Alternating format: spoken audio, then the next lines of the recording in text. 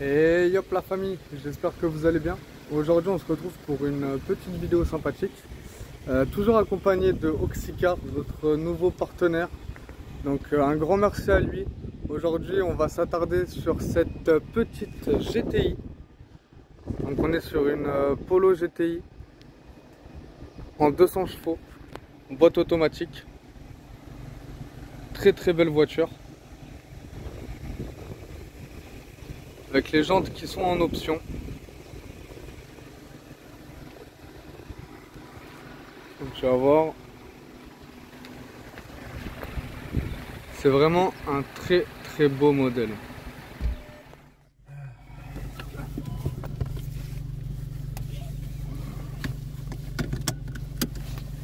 Il est quand même bien installé dedans.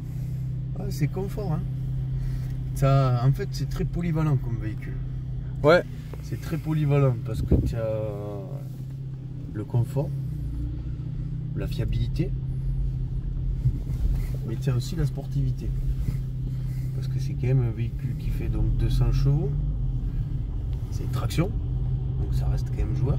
C'est vrai. Et quand il faut, il y a du monde. Puis c'est quand même bien optionné comme véhicule. Si tu regardes, bon, c'est vrai qu'il lui manque l'auto-ouvrant, je suis d'accord. Hein, parce que ça, c'est la réflexion qu'ils vont nous faire. Donc, Ouais. c'est vrai qu'on a cette option qui n'est pas présente sur ce véhicule. Mais tu as quand même détecteur d'angle mort qui est pas mal. Tu as après bon, les classiques, hein, GPS.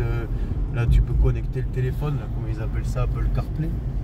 Ouais, CarPlay et Android Auto. Ouais, c'est ça. Enfin, t'as quand même les radars avant aussi. Ouais, il y a les radars avant, arrière. Qu'est-ce que je peux dire de plus? Après, le réel plus sur cette voiture, c'est vraiment la boîte. La boîte et la, comment on dit, la fluidité Ouais. de la boîte.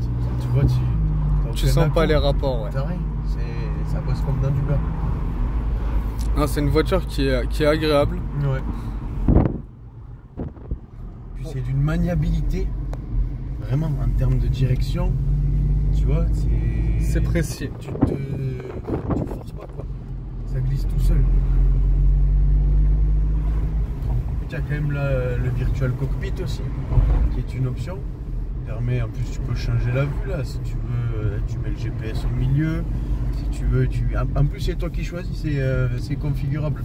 Mais toi, si tu veux mettre l'autonomie, si tu veux mettre ce que tu veux, la date, l'heure, c'est toi qui choisis tout. Tu fais vraiment ce que tu veux. Ouais, ouais, tout est configurable.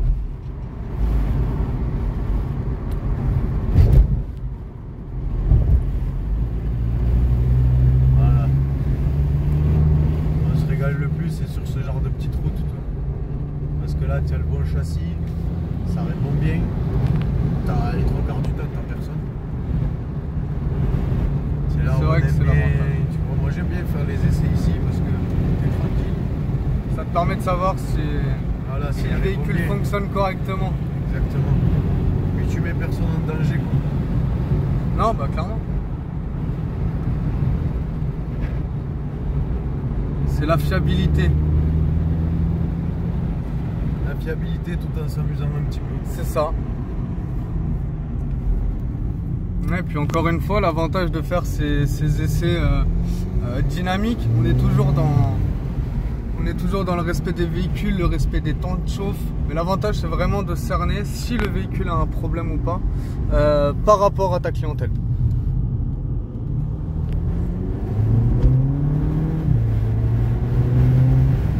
C'est quand même une voiture là qui est en mode confort.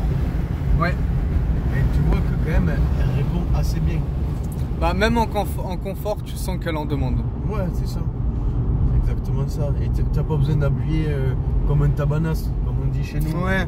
Alors, je sais pas si tout le monde va comprendre l'expression, mais en gros, t'as pas besoin de taper dedans, de mettre le pied au plancher pour avoir cette sensation de quand même, je dirais pas que t'es collé au siège, c'est pas un RS600 Quattro, tu vois non plus, mais tu sens quand même la sportivité du véhicule.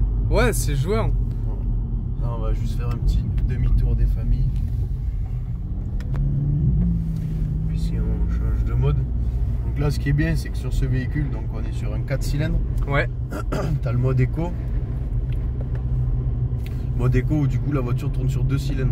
D'accord. C'est pas que je le déconseille, mais bon, si ils l'ont fabriqué en 4 cylindres, c'est qu'il y a une raison. Tout à fait. Tu as le mode sport, où là, du coup, la voiture est très joueuse. Et puis tu as le mode individuel, où là, en fait, c'est toi qui choisis tout. Tu vois, quand tu vas sur adapter, bon, ça, c'est moi qui l'ai configuré, donc... mis à La part climatisation clim, en éco, hein. Ouais, parce que la clim, voilà, on s'en fout, on s'en sert On n'en pas. a pas besoin. Hein. Tu ouvres les fenêtres, et puis au moins tu entends le moteur. C'est ça. Non, mais après, tu vois, c'est toi qui te configures tout. Et tu peux changer. Donc, tu as soit le mode normal, soit le mode sport. Ouais, ça te permet de pouvoir régler ta direction. Tu as tout.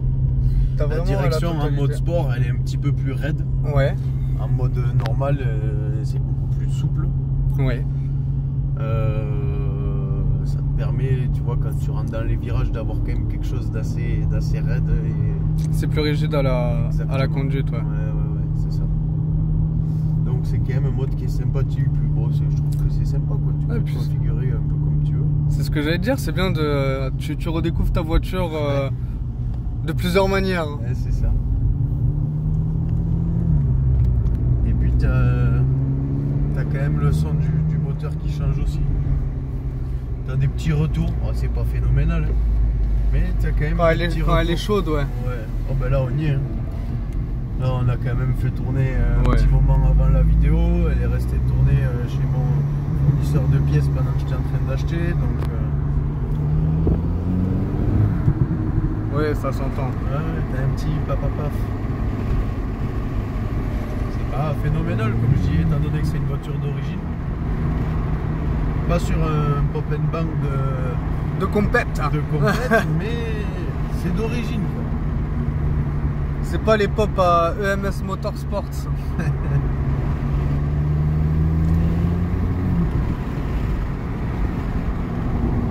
Ah mais... C'est vrai que je me répète, mais le châssis est super confortable.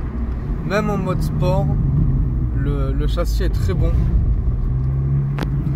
On sent bien les imperfections de la route, mais pas trop non plus. C'est pas, ça va pas te casser comme le RS3 qu'on avait essayé la famille avec Kevin là, où lui ouais t'as compris que tu vas souffrir. Ah je te jure quand on a essayé le RS3 à Kevin, tu savais que tu allais souffrir. À peine monté dedans, c'était incroyable. Ça marche. C'est sympathique. Là, j'ai possédé une Golf 6 en GTI. Donc c'était une 2009 pardon. Ça fait donc 210 chevaux d'origine. Le seul truc que j'avais fait moi, c'est que j'avais collé une petite ligne. Ouais. Pour la sonorité. Moi je l'avais acheté comme ça, mais je veux dire que j'ai fait le choix de la garder. D'urgence. Ouais. Mais en termes de châssis et de perf, alors qu'on est voilà, c'était quand même un produit qui était plus ancien, je m'y retrouve vachement. Pour toi, ça a pas perdu tant l'identité que ça avait à l'époque? Non, là où on a vraiment gagné, c'est sur la boîte. Ouais. Sur la fluidité de la boîte, parce que quand même, bon, Golf 6 GTI, t'es sur une DSG, alors c'est du 2009. Ouais. Tu avais quand même des fois des petits à-coups. Là, t'en as aucun. Non, c'est vrai. Je passe le rapport, ça passe direct, c'est fluide, t'as pas le casque en avant. C'est vrai que tu sens aucun passage de vitesse, même dès que tu commences un peu à taper dedans, c'est vrai que c'est très fluide. Ouais. C'est très fluide.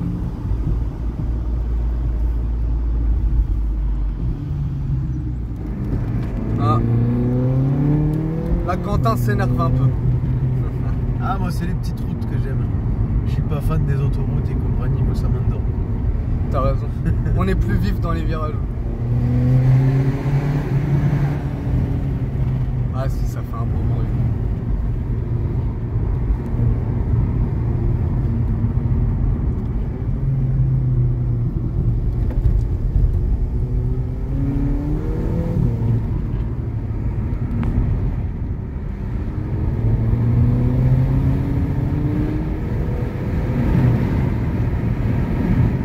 pas si tu as fait un petit tour extérieur du véhicule. J'en ai fait un petit rapide. Ouais.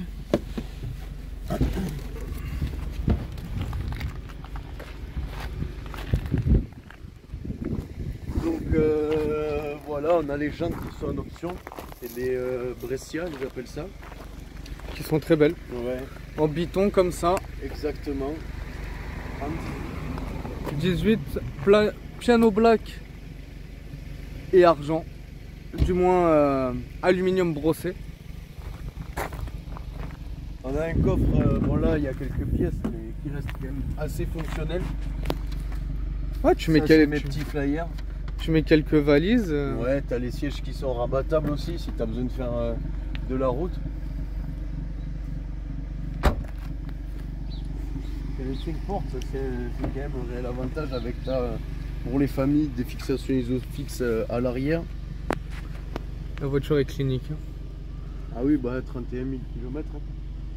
31 000 km, en général, si tu commences déjà à avoir des problèmes, c'est que...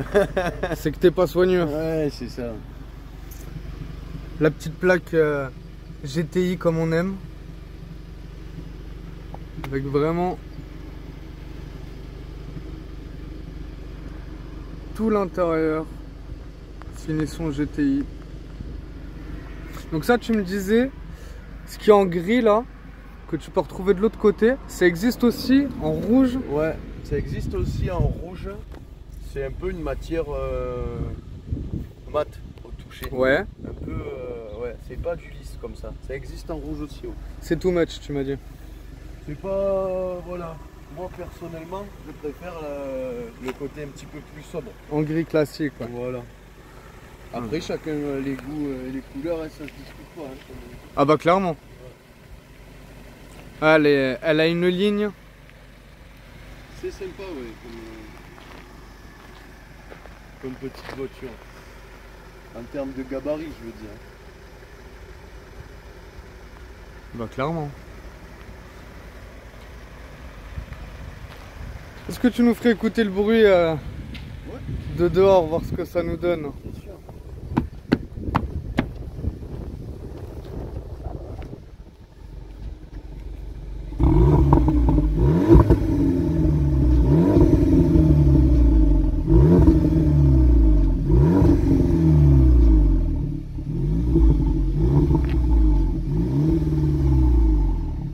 Ça chantonne bien. Ça chantonne bien, t'as des petits retours. Des petits retours sympathiques pour une ligne d'origine, c'est quand même sympathique, quoi. Ouais, c'est ça, à rappeler que la voiture est totalement d'origine. Ah, oui. Donc c'est vrai qu'il y a ce petit côté qu'on apprécie quand on entend les voitures chanter comme ça. On va pas se mentir, hein, ce qui fait la sportivité, ça reste le bruit. Hein. Ah, ouais. Hormis le moteur.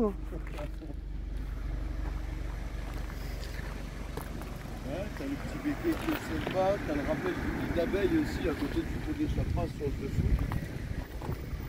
Béquet d'origine? Ah oui. Il n'y a vraiment rien qui a été rajouté par rapport à l'autre.